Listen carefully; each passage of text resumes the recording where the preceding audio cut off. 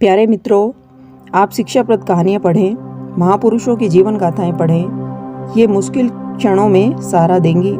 नैतिक कहानियाँ आपके जीवन में मूल्यों को बढ़ाती हैं। अपने देश संस्कृति की कहानी पढ़ें, इससे आपको गर्व की अनुभूति होगी। कभी कभी हास्य भी आवश्यक होता है, इसीलिए मज़ेदार कहानियाँ पढ़ें। अपने धर्म की कहानियाँ पढ़ें, तब आप कभी भी दूसरों को अहित करने की नहीं सोचेंगे। आप पंचतंत्र की कहानियाँ या हितोपदेश की कहानियाँ ही पढ़ें। आप पाएंगे इतनी छोटी छोटी कहानियाँ कितनी गूढ़ रहस्यों से भरी हुई हैं। इसी सिलसिले में आज हम युधिष्ठिर और क्रोध न करने की शिक्षा पर महाभारत की कहानी पढ़ेंगे। महाभारत की कहानियाँ हर समय सीख देने वाली हैं। यह कहानी उस समय की है जब हस्तिनापुर के राजकुमार पांडव और कौरव गुरुकुल गए हुए थे। वे शिक्षा अध्ययन के लिए गुरु द्रोणाचार्य के आश्रम में गए। वे गुरु द्रोणाचार्य के आश्रम में शिक्षा प्राप्त कर रहे थे। वह प्रतिदिन नियमबद्ध तरीके से जीवन जी रहे थे। वे ब्रह्म मुहूर्त में उठते और प्रातःकाल के क्रियाकलापों इत्यादि से निवृत्त होकर व्यायाम इत्यादि करते। फिर स्नान करके हवन पूजन करते, भोजन प्राप्त करते, तत्पश्चात पढ़ाई करते और पढ़ाई के पश्चात गुरुकुल में विभिन्न प्रकार के क्रियाकलापों को करते थे। सांझ से पहले क्रीड़ा स्थल पर जाकर पहले युद्ध कौशल सीखते और फिर क्रीड़ा इत्यादि करते। इसके उपरांत पढ़ाई करना, फिर भोजन कर सो जाना, ऐसे ही उनकी दिनचर्या आश्रम में चल रही थी। एक दिन गुरु द्रोणाचार्य ने दी क्रोध न करने की शिक्षा। एक बार की बात है, द्रोणाचार्य ने अपने शिष्यों को क्रोध का त्याग करने का पाठ पढ़ा रहे थे। उन्होंने अपने शिष्यों से कहा, जीवन में क्रोध हमेशा हमें गलत मार्ग पर ले जाता है और हम अधर्म कर बैठते हैं। इसलिए हमें सदैव क्रोध का त्याग करना चाहिए। यदि कोई राजा या योद्धा क्रोध में गलत निर्णय ले ले तो इस अधर्म को ठीक किया जा सकता है। यदि कोई ऐसा क्रोध करने वाला मनुष्य पद पर बैठा हुआ है जिसके निर्णय से आम जनता के जीवन पर असर पड़ता हो, तो ऐसे मनुष्य को सदैव के लिए क्रोध का परित्याग कर देना चाहिए। क्रोध का त्याग इतना आसान भी नहीं होता है, इसीलिए हमें निरंतर प्रयासरत रहना चाहिए। कभी भूलना नहीं चाहिए, अन्यथा क्रोध करने के परिणाम भयावह होते हैं। क्रोध और अहंकार लगभग साथ साथ चलते हैं।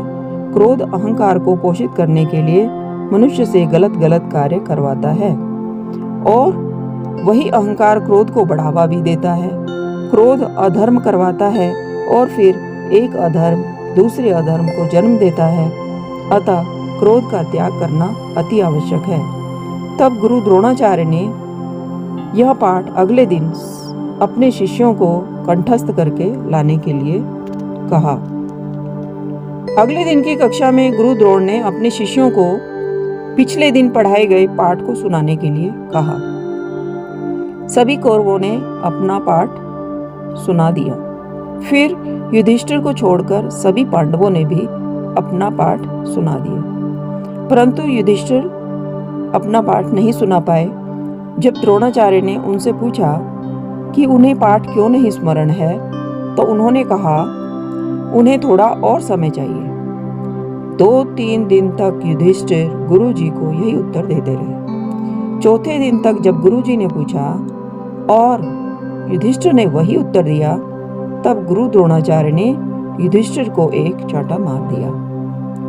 युधिष्ठिर कुछ देर तक शांत खड़े रहे, फिर अपने हाथ जोड़कर गुरुजी से कहा, गुरुजी, क्या मैं आपको पाठ सुनाऊं? द्रोणाचार्य ने गरजते हुए कहा, सुनाओ। तभी युधिष्ठिर ने हाथ जोड़े हुए ही पूरा पाठ सुना दिया। अब गुरु द्रोणाचार्य विस्मित और प्रसन्न हुए। युधिष्ठिर के मुख से पाठ वैसा का वैसा सुन गुरु द्रोणाचार्य सहित सब आश्चर्यचकित हुए। तब गुरु द्रोणाचार्य ने युधिष्ठिर से पूछा, पुत्र, जब तुम्हें पाठ स्मरण था तब तुमने पाठ पहले क्यों नहीं सुनाया? गुरु द्रोण का प्रश्न सुनकर युधिष्ठिर ने उत्तर दिया, गुरुजी, पाठ कंठस्थ होना और स्मरण होने में मुझे अंतर सा प्रतीत होता है। पाठ मुझे कंठस्थ तो था, परंतु सदैव आपकी सिखाई हुई बात स्मरण रहेगी या नहीं, इस पर मुझे कुछ संदेह था। परंतु अब मैं समझ गया कि मुझे आपकी बात स्मरण भी रहेगी, इसीलिए मैंने अब आपको पाठ सुना दिया है।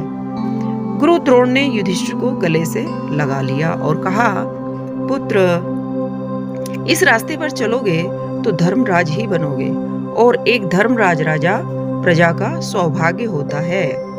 इस कहानी की सीख है, हमें गुरुजनों द्वारा पढ़ाया गया पाठ कंठस्थ तो हो, पर उसके साथ साथ वह पाठ हमारी स्मृतियों में सदा संचित भी रहे और हम उसे अपने जीवन में, व्यवहार में भी ला सकें। हमें सदैव ऐसा प्रयास करते रहना चाहिए।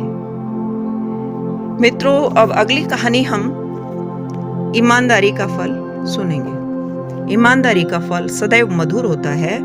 एक बार की बात है, एक छोटे से गांव में रामा नाम का एक लक्कड़हारा रहता था। रामा बहुत गरीब था, लेकिन वह ईमानदार और मेहनती भी था। वह हर रोज जंगल में लकड़ी काटने जाता था और उसे शहर में बेचकर अपना गुजर बसर करता था। एक दिन रामा जंगल में लकड़ी काट रहा था, तभी अपने सामने उसे एक चमकती हुई थैली दिखाई दी। थैली भारी थी और रामा को लगा कि उसमें सोने के सिक्के होंगे। उसने थैली उठाई और उसे खोलकर देखा। थैली में सोने के सिक्के तो नहीं थे, बल्कि हीरे, मोती और अन्य कीमती रत्न भरे हुए थे। अब तो रामा बड़ा प्रसन्न हुआ। उसने सोचा कि अब वह गरीबी से सदा के लिए मुक्त हो जाएगा और अपनी जिंदगी को बदल सकेगा। लेकिन फिर उसने सोचा कि यह थैली किसी की होगी और मुझे यह थैली उसे वापस लौटा देनी चाहिए। रामा थैली को लेकर गांव के मुखिया के पास गया। मुखिया ने थैली खोलकर देखा और आश्चर्यचकित रह गया। उसने रामा से पूछा कि उसे यह थैली कहां से मिली। रामा ने सारी बात सच सच बता दी। मुखिया ने रामा की ईमानदारी की सराहना की और कहा, रामा, तुमने जो ईमानदारी दिखाई है उसके लिए मैं तुम्हें पुरस्कृत करूंगा। यह थैली तुम्हारी ही है। पुरस्कार स्वरूप थैली को पाकर रामा बड़ा प्रसन्न हुआ। उसने मुखिया को धन्यवाद दिया और घर लौट आया। उसने हीरे की थैली में से कुछ हीरे मोती बेच दिए और बाकी को संभाल कर रख दिया। उसने उन रुपयों से एक अच्छा खासा घर बनवाया और अपनी पुत्री की शादी भी कर दी। रामा की ईमानदारी की खबर पूरे गांव में फैल गई थी। लोग उसकी ईमानदारी और सच्चाई की प्रशंसा करने लगे थे। अब रामा गांव का आदरणीय और सम्मानित व्यक्ति बन गया था। समय बीतता गया और एक दिन रामा जंगल में लकड़ी काट रहा था कि उसे एक घायल हिरण दिखाई दिया।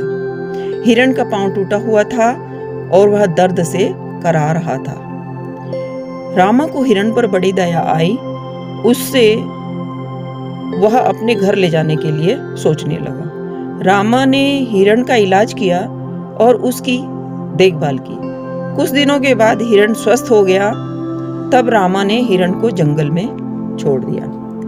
हिरण रामा की दयालुता से बड़ा प्रसन्न हुआ। उसने रामा को धन्यवाद दिया और जंगल में विलीन हो गया। अगले दिन रामा जंगल में लकड़ी काट रहा था कि उसे वही हिरण पुनः दिखाई दिया। हिरण के मुंह में एक चमकता हुआ हीरा था। हिरण ने हीरा रामा को दिया और जंगल में विलीन हो गया। रामा बहुत हैरान हुआ। उसने सोचा कि यह हिरण वही है जिसे उसने बचाया था और यह हीरा उसे उसी का बदला है। रामा ने हीरा बेच दिया और उससे मिले पैसों से उसने गांव में एक विद्यालय खोल दिया। उस विद्यालय में गरीब बच्चों को मुफ्त शिक्षा दी जाती थी। रामा की ईमानदारी और दयालुता का फल अब उसे मिल चुका था। वह न केवल अपनी गरीबी से ही मुक्त हुआ, बल्कि उसने समाज के लिए भी बहुत कुछ अच्छे कार्य किए। यह एक शिक्षाप्रद कहानी है जो हमें सच्चा और ईमानदार बनने की शिक्षा देती है। कहानी की शिक्षा: ईमानदारी हमेशा फलीभूत होती है। जो भी हम काम करते हैं ईमानदारी से करना चाहिए। दयालुता का फल हमेशा मीठा होता है, जैसा कि रामा को मिला। ईमानदार और दयालु व्यक्ति समाज के लिए प्रेरणा बनते हैं। आशा है ये सीधी, सरल, सच्ची कहानियां आपको पसंद आई होंगी। धन्यवाद। इसी क्रम में आज हम एक और कहानी सुनेंगे, माँ गंगा और भटका हुआ युवक। जब गंगा माँ ने भटके हुए युवक को दिखाया सही रास्ता।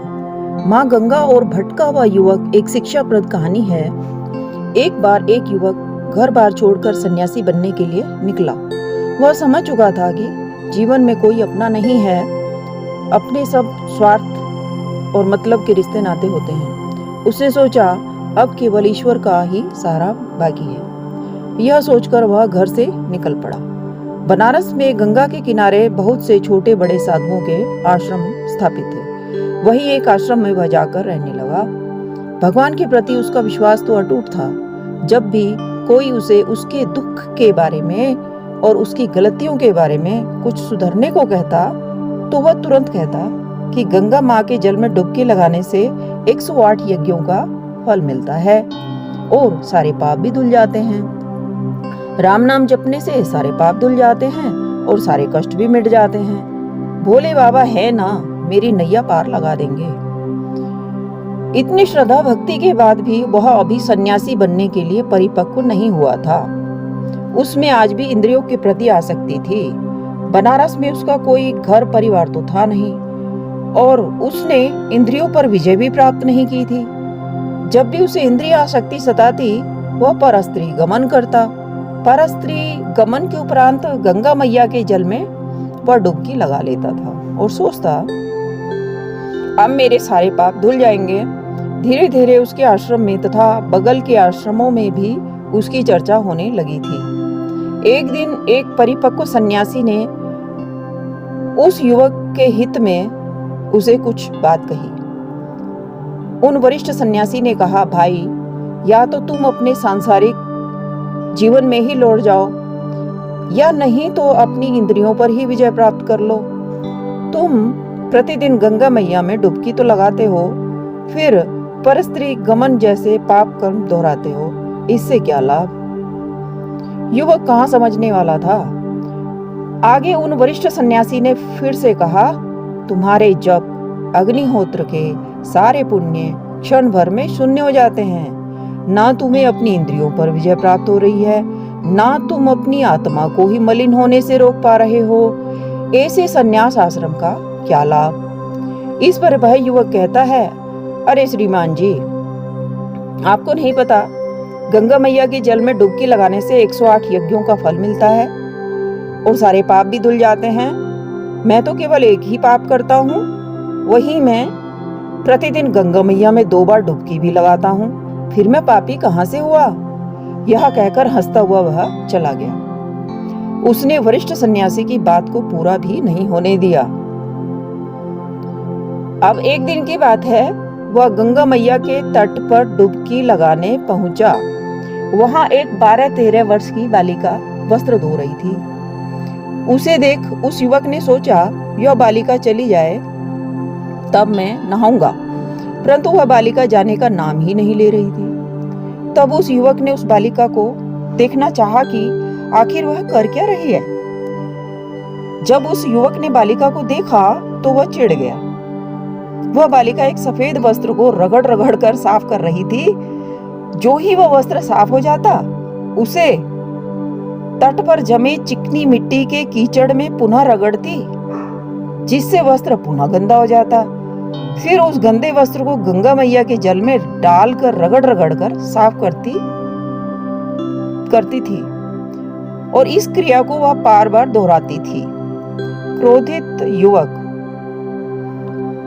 कुछ देर तक उस युवक ने शब्द बांधा। कुछ समय पश्चात युवक ने क्रोध में आकर कहा, मूर्ख बालिका, यह क्या कर रही हो?